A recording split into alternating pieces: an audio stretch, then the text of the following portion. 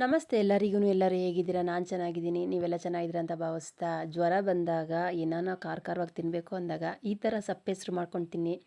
ತುಂಬ ಅಂದರೆ ತುಂಬ ಚೆನ್ನಾಗಿರುತ್ತೆ. ನಾನು ಹೇಗೆ ಮಾಡಿದೆ ಅಂತ ವೀಡಿಯೋದಲ್ಲಿ ಡೀಟೇಲಾಗಿ ಶೇರ್ ಮಾಡ್ತೀನಿ. ಇವತ್ತು ನಾನು ಹುಣಸೆಕಾಯಿ ಹಾಕಿ ಮಾಡ್ತಾ ಇರೋ ಅಂಥ ಸಪ್ಪೆಸರು.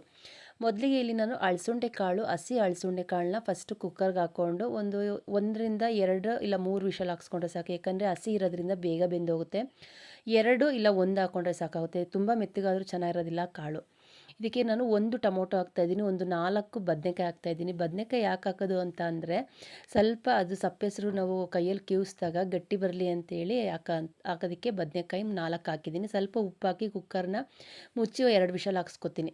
ಇಲ್ಲಿ ಬಾಣಲಿ ತೊಗೊಂಡಿದ್ದೀನಿ. ಬಾಣಲಿಗೆ ಹಸಿಮೆಣ್ಸಿಕಾಯಿನ, ಎಣ್ಣೆ ಏನೂ ಹಾಕ್ಬಾರ್ದು, ಡ್ರೈ ಆಗಿ ಚೆನ್ನಾಗಿ ಸುಟ್ಕೋಬೇಕಾಗುತ್ತೆ. ಹಳ್ಳಿಗಳ ಕಡೆ ಅಂದರೆ ಒಲೆಯಲ್ಲಿ ಹಾಕಿ ಸುಡ್ತಾರೆ. ನಾವು ಸಿಟಿಲಿ ಇರೋದ್ರಿಂದ ಈ ಥರ ಡ್ರೈ ಆಗಿ ಬಾಣಲಿಲಿ ಸುಟ್ಕೋಬೇಕಾಗುತ್ತೆ. ಬೆಂದಿದಂಥ ಬದನೆಕಾಯಿ ಟೊಮೊಟೊನೆಲ್ಲ ಸಪ್ರೇಟಾಗಿ ಮಾಡ್ಕೊತಾ ಇದ್ದೀನಿ. ಯಾಕಂದರೆ ಕಾಳನ್ನ ಸಪ್ರೇಟಾಗಿ ಬಸ್ಕೋಬೇಕಲ್ವ, ಅದಕ್ಕೋಸ್ಕರನೇ. ಜ್ವರ ಬಂದು ಬಾಯಿ ಕೆಟ್ಟೈತೆ, ಏನು ತಿನ್ನೋಕ್ಕಾಗ್ತಾಯಿಲ್ಲ ಅಂತಂದಾಗ ಈ ಥರ ಗೊಜ್ಜರ ಮಾಡ್ಕೊಂಡು ತಿಂದರೆ ತುಂಬ ಚೆನ್ನಾಗಿರುತ್ತೆ. ಬೇಗ ಜ್ವರ ಕೂಡ ಬಿಟ್ಟೋಗುತ್ತೆ. ಈಗ ನಾನು ಅದೇ ಬಾಣಲಿಗೆ 1 ಹುಣಸೆಕಾಯಿನ ಸಪ್ರೇಟಾಗಿ ನಾನು ಬೇಯಿಸ್ಕೊತಾ ಇದ್ದೀನಿ. ಯಾಕೆ ಸಪ್ರೇಟಾಗಿ ಬೇಯಿಸ್ಕೊತೀನಿ ಅಂದರೆ, ಕಾಳು ಜೊತೆಗೆ ಹಾಕಿದಾಗ ಏನಾಗುತ್ತೆ ಅಂದರೆ ಕಾಳೆಲ್ಲ ಹುಳಿ ಆಗೋಗುತ್ತೆ. ನಮಗೆ ಕಾಳು ಹುಳಿ ಆಗೋದು ಬೇಡ, ಬರೀ ಕಟ್ಟು ಮಾತ್ರ ಹುಳಿ ಅಂಶ ಇರಲಿ ಅಂತೇಳಿ ಅದನ್ನ ಸಪ್ರೇಟಾಗಿ ಬೇಯಿಸ್ಕೊತಾ ಇದ್ದೀನಿ. ಅಷ್ಟರಲ್ಲಿ ಇದನ್ನೆಲ್ಲ ಚೆನ್ನಾಗಿ ಮ್ಯಾಶ್ ಮಾಡ್ಕೋಬೇಕಾಗುತ್ತೆ. ಕೈಯಲ್ಲಿ ಕ್ಯೂಚಾಗಿ ಬಿಸಿ ಇರುತ್ತಲ್ವ, ಅದಕ್ಕೋಸ್ಕರ ನಾನು ಒಂದು ಸೌಟ್ ತೊಗೊಂಡು ಅದ್ರ ಚೆನ್ನಾಗಿ ಮಸ್ಕೊತಾ ಇದ್ದೀನಿ. ಇದಕ್ಕೇನು ಮಿಕ್ಸಿಗೆ ಹಾಕೋದೇನು ಬೇಕಾಗಲ್ಲ, ಕೈಯಲ್ಲೇ ಚೆನ್ನಾಗಿ ಕಿವುಚ್ಬೋದು. ಇಲ್ಲಿ ನೋಡಿ, ಕಾಳನ್ನ ನಾನು ಸಪ್ರೇಟ್ ಮಾಡಿ ಇಟ್ಕೊಂಡಿದ್ದೀನಿ. ಇದಕ್ಕೆ ಯಾವುದೇ ರೀತಿ ಒಗ್ಗರಣೆ ಹಾಕೋದಲ್ಲ. ಹಳ್ಳಿಗಳ ಕಡೆ ಮಾಡ್ತಾರಲ್ಲ ಸಪ್ಪೆಸರು, ಅದೇ ರೀತಿ ಮಾಡಿರೋ ನೋಡಿ. ಇಷ್ಟು ಗಟ್ಟಿ ಬಂತು. ಇಲ್ಲ ಅಂತಂದರೆ ನೀರು ಬಂದು ಬರೀ ನೀರು ಇರುತ್ತಲ್ಲ ಅಂತೇಳಿ ನಾನು ಬದನೆಕಾಯಿ ಟೊಮೊಟೊನೆಲ್ಲ ಹಾಕಿ ಸ್ವಲ್ಪ ಗಟ್ಟಿ ಬರಲಿ ಅಂತೇಳಿ ಬದನೆಕಾಯಿ ಹಾಕಿದ್ದು. ಬೇಕು ಅಂದರೆ ನೀವು ಬದನೆಕಾಯಿ ಹಾಕಲೇಬೇಕಾಗುತ್ತೆ, ಚೆನ್ನಾಗಿರುತ್ತೆ. ಬೇಕು ಅಂತ ಅಂದ್ರಲ್ಲ, ಖಂಡಿತವಾಗ್ಲೂ ಇದಕ್ಕೆ ಬದನೆಕಾಯಿ ಹಾಕಲೇಬೇಕಾಗುತ್ತೆ. ಇಲ್ಲಿ ನಾನು ಒಂದು ದೊಡ್ಡ ಗಾತ್ರದಷ್ಟು ಬೆಳ್ಳುಳ್ಳಿನ ಫಸ್ಟೇ ಜಜ್ಜಿ ಇಟ್ಕೊಂಡಿದ್ದೀನಿ ಕಲ್ಲಲ್ಲಿ. ಈಗ ಅದೇ ನಾನು ಹಸಿಮೆಣ್ಸಿಕಾಯಿನ ಸುಟ್ಕೊಂಡಿದ್ದಲ್ಲ, ಅದನ್ನು ಬೆಳ್ಳುಳ್ಳಿ ಮತ್ತು ಹಸಿಮೆಣ್ಸಿಕಾಯಿ ಸ್ವಲ್ಪ ಉಪ್ಪು ಹಾಕ್ಬಿಟ್ಟು ಕೈಯಲ್ಲೇ ಕಿವುಚ್ಬೇಕಾಗುತ್ತೆ. ಹಳ್ಳಿಗಳ ಕಡೆ ಈ ಥರ ಕಿವುಚ್ಬಿಟ್ಟು ಬಿಸಿ ಬಿಸಿ ಮುದ್ದೆ ಮಾಡಿಕೊಟ್ಟಾಗ ಎಷ್ಟು ಚೆನ್ನಾಗಿರುತ್ತೆ ಅಂತ ಅಂದರೆ ತುಂಬ ಚೆನ್ನಾಗಿರುತ್ತೆ. ಕೈಯಲ್ಲಿ ಕಿವುಚ್ಬೇಕಾದ್ರೆ ಕೈ ಸ್ವಲ್ಪ ಖಾರ ಹಸಿಮೆಣ್ಸಿಕಾಯಿ ಅಲ್ವಾ, ಕೈ ಉರಿಯುತ್ತೆ. ಕಿವುಚಿದ ತಕ್ಷಣವೇ ಹಳ್ಳೆಣ್ಣೆ ಹಾಕ್ಕೊಂಡ್ರೆ ಅಷ್ಟು ಕೈ ಉರಿ ಬರೋದಿಲ್ಲ.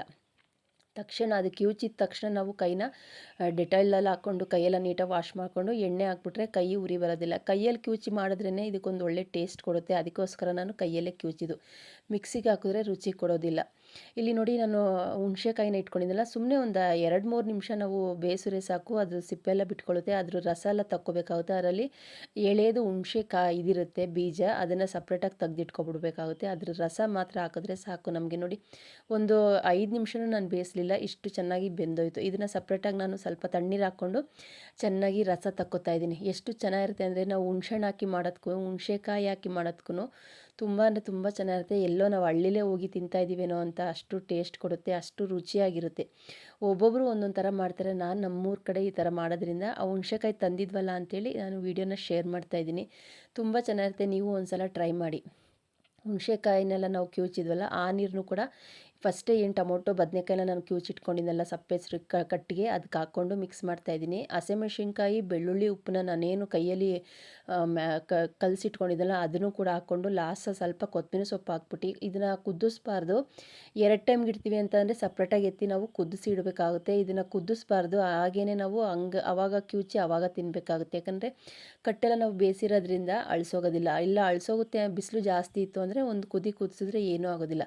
ನೋಡಿ, ಫೈನಲ್ ಆಗಿ ಸಪ್ಪೆಸರು ಕಾಳು ಮತ್ತು ಇದಕ್ಕೆ ಒಗ್ಗರಣೆ ಕೊಡೋದಿಲ್ಲ. ಹಳ್ಳಿಲಿ ಯಾವ ರೀತಿ ಮಾಡ್ತಾರೋ ಅದೇ ರೀತಿ ಮಾಡಿದ್ದೀನಿ. ಫೈನಲ್ ಆಗಿ ಸಪ್ಪೆಸರು ಖಾರ ಮುದ್ದೆ ಸೂಪರ್ ಕಾಂಬಿನೇಷನು ಅಂತಲೇ ಹೇಳ್ತೀನಿ. ಈ ವಿಡಿಯೋ ಇಷ್ಟವಾದಲ್ಲಿ ಲೈಕ್ ಮಾಡಿ, ಶೇರ್ ಮಾಡಿ, ಕಮೆಂಟ್ ಮಾಡಿ. ನಿಸರ್ಗ ಕುಕಿಂಗ್ ಚಾನಲ್ನ ಇನ್ನೂ ಯಾರೆಲ್ಲ ಸಬ್ಸ್ಕ್ರೈಬ್ ಮಾಡ್ಕೊಂಡೆ ನೋಡ್ತಾ ಇದ್ದೀರೋ ಪ್ಲೀಸ್ ದಯವಿಟ್ಟು ಸಬ್ಸ್ಕ್ರೈಬ್ ಮಾಡ್ಕೊಂಡು ನೋಡಿ ಅಂತ ಕೇಳ್ತಾ ನೆಕ್ಸ್ಟ್ ವಿಡಿಯೋದಲ್ಲಿ ಬರ್ತೀನಿ. ಅಲ್ಲಿ ತನಕ ನಾನು ವೀಡಿಯೋಸ್ನ ನೋಡಿ ಸಪೋರ್ಟ್ ಮಾಡ್ತೀನಿ ಅಂತ ಭಾವಿಸ್ತಿದ್ದೀನಿ. ಹೋಗಿ ಬರ್ತೀನಿ ಫ್ರೆಂಡ್ಸ್. ನಮಸ್ತೆ, ಬಾಯ್ ಬಾಯ್.